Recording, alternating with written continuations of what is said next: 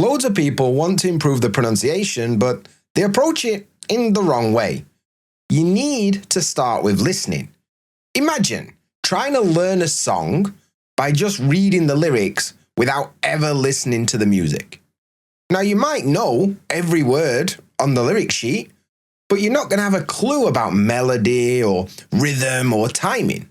And loads of people approach pronunciation in the same way, and that's why they find it so tricky. So in this episode, I'm going to explain why listening is the missing first step in pronunciation, not just for individual sounds, but also for the advanced stuff, like stress and intonation. And then I'll show you a practical technique that'll get you started today. So let's get cracking. Welcome to the BritSpeak Pod, the podcast designed to help you feel more confident when you communicate in English.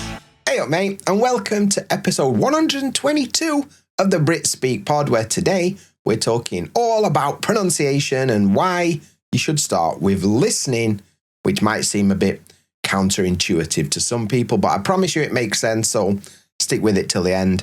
And yeah, you'll know what I'm talking about. So also, before we get started, in the description below, there's a link to a pronunciation workout that you can try for free. It's a 15-minute workout that'll help you with your pronunciation. If it sounds like something you want to try, check the link in the description. I also want to say, before I get started, I am a little bit under the weather today. British people, we use this expression when we're a bit sick. I think I've got a bit of cold or something, right? So I don't know how I got cold in the middle of summer in Japan, but I managed it. So I've got a bit of a sore throat, a bit of a blocked nose. So if I sound a bit weird or I go a bit croaky, that's why. But the information's still good, so just bear with me, all right? Nice one. So let's talk a little bit about pronunciation and the biggest problem, right? Most people start with reading. And they'll look at like mouth diagrams and they'll try and position their mouth in the right position. Position your mouth in the right position. I mean, yeah, it makes sense. But the biggest problem is that you don't really have a clear target, because the spelling is one thing and the mouth position is another thing, but your mouth needs a really clear target to aim for. And the way you get that is through listening. So your ears give your mouth the target, right? And that's the biggest problem. Most people do the first two things, but then the listening is kind of an afterthought, when actually it should be the first thing that you do, right? And there's a few reasons for this. The first reason is quite simple. You can't pronounce what you can't hear. Think about it this way. English has got a bunch of similar sounds, especially in the vowels. We've got a, r, I, e. They're very similar, right? So if you can't clearly hear the difference between those two sounds, how on earth are you going to pronounce them correctly? You can't, because your mouth doesn't have a target, right? It's the same with like sounds that don't exist in your language. So I'll give you an example from Japanese, right? They don't have L and they don't have R. They have something in the middle, right?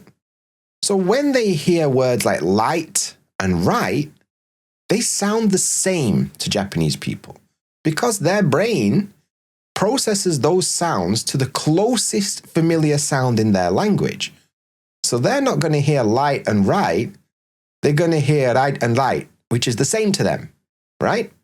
And this probably happens in your language as well. It happens in every language. There's sounds that exist in English that don't exist in your language, but there's something close. So when you hear that sound, your brain puts it to the closest sound, right? So this leaves you with a problem. Like, if those two words sound the same in your head, you don't have two clear targets to aim for when pronouncing. You just got one. And that's why, if you're unable to clearly hear the sound, you've got no chance of pronouncing it.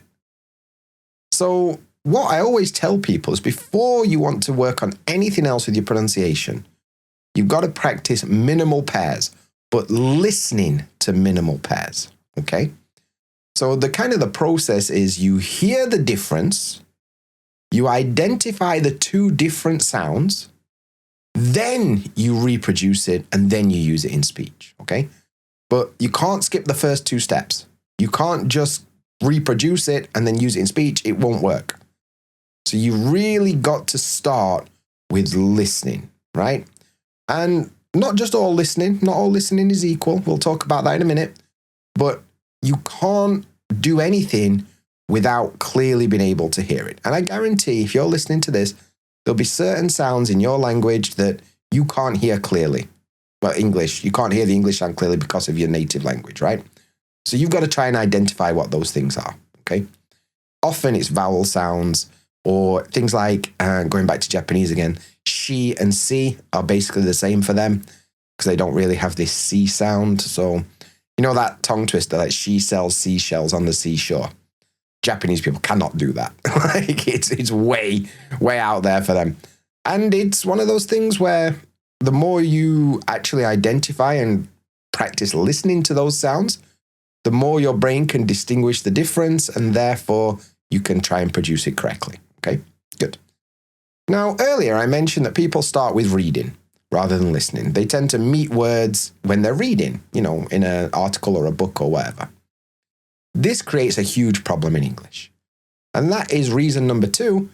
Spelling in English is a nightmare. Absolute nightmare. English spelling is the biggest disaster to come out of learning languages of all time, I'm pretty sure. Like, it's so bad. And if you're depending on English spelling for your pronunciation, you've got no chance. And I'll tell you why. Let's look at words like though, through, thought, and tough. All of those have the same GH spelling, and all of them have different sounds. So the same letters can mean different sounds, right? So if you're doing that, you've got no chance. And if you're just basing it on spelling, you're screwed. Also, different spellings can have the same sound. The word see, as in with your eyes, and sea, as in the ocean, spelled differently, pronounced exactly the same. You can't trust the spelling. You can't. Look at things like Wednesday. It's not Wednesday. It's Wednesday. We kind of put the syllables that are not pronounced correctly. Or let's look at comfortable. No, comfortable. Or women. But even though it's spelled with an O. Like, not woman, women. Like, what? What is this? So when you encounter words in writing first, and you kind of make your own pronunciation based on the spelling, and then even worse, if you stick with it for a while and that becomes familiar, that's going to be trouble for you, right? That's going to be tough work because you're going to make a bad habit based on a guess with a system that's designed to make you sound like an idiot, right? Okay. So what I would recommend instead is when you learn a new word, hear it before deciding how it should sound. Like the order should be something like you listen to the word, then you repeat it without paying attention to the spelling. Just repeat the sound, right? Notice if there's a stressed syllable, you know, because in longer words like Wednesday, when is the stress? Wednesday. Okay. Notice where the stress is. Then you can go and check the spelling and you can check the IPA transcript in a dictionary if you want to, and then try and use it in your own sentences and your own speech after that. So that is the better approach. And once again, you'll notice it starts with listening. Okay. Another issue with this, and another point that I wanted to make, is that pronunciation is more than individual sounds. When a lot of people think of pronunciation, they think of like the IPA chart and the 44 sounds in English and how to make each individual sound. Yes, that's important, right? I'm not trying to say that's not important. That's where you start. But there's way, way more to it than that. Now, you may be able to pronounce every individual sound really well and still be really hard to understand when you speak. Now, if you say one word at a time with equal stress on every word, without reductions, without clear thought groups, without unnatural and clear intonation, it's really not on. It's not how we speak. It's not how we do it, because English is a stress-timed language. This is quite different to like phonetic-based languages or more-timed languages, where in English, the important words usually jump out at you a little bit. And the less important functional grammar words are often pushed to the back, right? Let's look at this sentence. I wanted to give it to Steve. All right?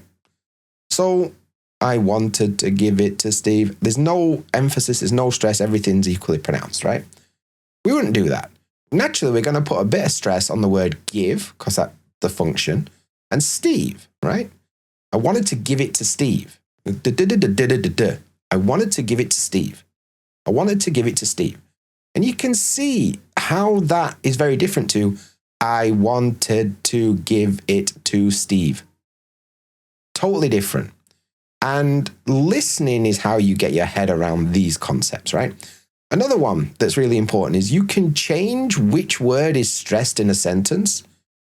And although the words are the same, the listener receives different information. Let's imagine we're in a shop and there's a choice of a red hat or a blue hat, right? And you buy the blue hat for me as a present. I mean, it's a really nice thing to do, but I say to you, I wanted the red one. Or I could say, I wanted the red one. Or I could say, I wanted the red one. There's different information there. Depending on which one of those words I stress, the listener receives different information. And you can't learn rhythm and intonation and stress by just focusing on individual sounds and individual words. You have to hear how those words behave when they're placed together, right? And that's why listening is really important, because it teaches you which words are emphasized, which words become weaker, where we kind of pause and chunk ideas together, how the words link together with like connected speech, and whether the speaker sounds like they've finished or whether they're surprised, enthusiastic, uncertain, all that comes from how we say the words. Now, in English, I always tell people, especially British people, the words we say are about half of the picture.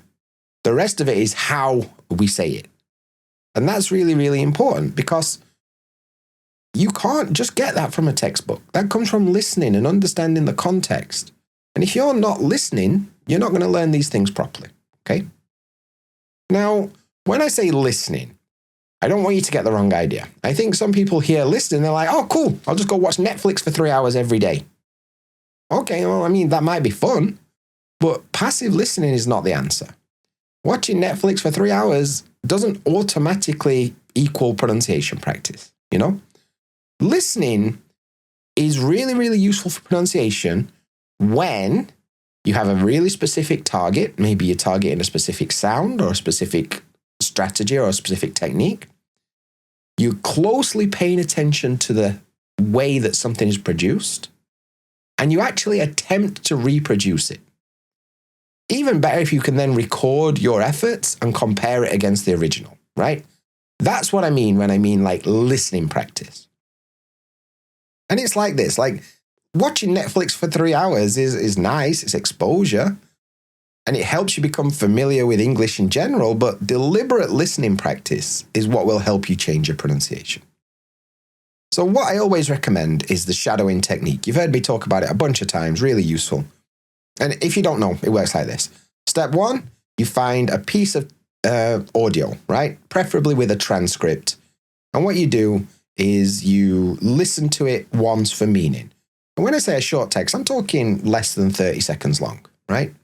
So you listen to it without speaking, you understand the situation and the message, and you read along the transcript while you're listening, okay? Cool. Step 2, you're going to listen again, but this time you're going to notice specific things. You're going to notice which words are stressed, which words are weak, where they pause, where they link words together, and where the intonation goes up and down, right? And try and mark these features on your transcript. If you've got a paper transcript, try and mark where they pause or where they go up or where they go down, right? And then what you're going to do is you're going to pause and repeat, okay? So what you're going to do is you're going to play the audio and maybe one short phrase, okay?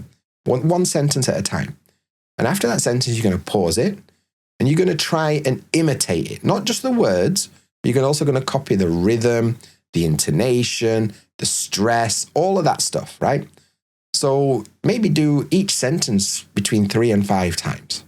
Try and really copy what you heard, okay? Then you repeat that process until you get to the end. And once you're starting to feel comfortable, you're going to go back to the beginning.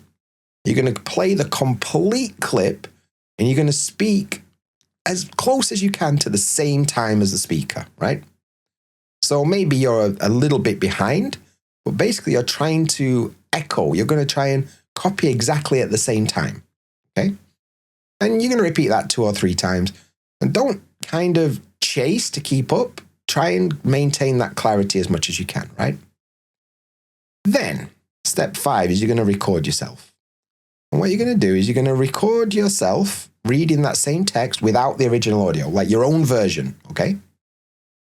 And this is important because what you're going to do next is you're going to listen back to it. And you're going to compare just one thing. Don't try and do everything perfectly. Just choose one of these questions, right? Did I stress the same words? Did I pause in the same places? Did my voice rise and fall in a similar way? Did I produce the target sound I'm focusing on clearly? Just choose one of those questions and listen back to it and then listen to the original and compare it, right? And then once you've identified, like, oh, actually, I didn't stress this word properly, do it again. Repeat the recording again and try again. Now, when it comes to shadowing, it's a really simple technique, but a lot of people get it wrong. So some common shadowing mistakes are that you choose audio that's too long. We're not doing this for 2 to 3 minutes. Literally 20 to 30 seconds is what we're aiming for. That's how long the audio needs to be. And it doesn't want to be like incredibly above your level. You know, if you're like a relatively beginner, don't go listening to some, crazy high level text. It needs to be a bit above your level, but not much. All right. And then lots of people try to shadow without understanding. They don't understand the text, they're just copying the sounds. And yeah, you can do that, but it's even better if you understand it, right? Or what they'll do is they'll just read the transcripts without really listening to the text. They've got to work together, right? Another big mistake I see is that people copy only the words and they don't really pay attention to the other stuff, the rhythm, the intonation, the pausing, all of that stuff. And the biggest mistake by far, people don't record themselves and they don't compare themselves. How are you supposed to know if you're doing a good job if you've got no way of checking? It's important to think about, right? And this is one of the things that I included in that free workout. Right at the beginning, I mentioned I've made a free 15-minute pronunciation workout that you can try for yourself. And basically, a lot of this is included, right? So you can do some minimal pairs listening practice. You can do some minimal pairs speaking practice. You can also do some shadowing, some echoing. It's all in there and it's totally free. And we start by training your ears, and the target sounds that we use are ah and eh, like man and men. Then we go through words, sentences, shadowing, and a recording task. Like I say, it's totally free. The link is in the description, so check it out. But that's it for this one. I hope you enjoyed it. I'll be back again with another one really soon. Until then, look after yourself, mate. See you there.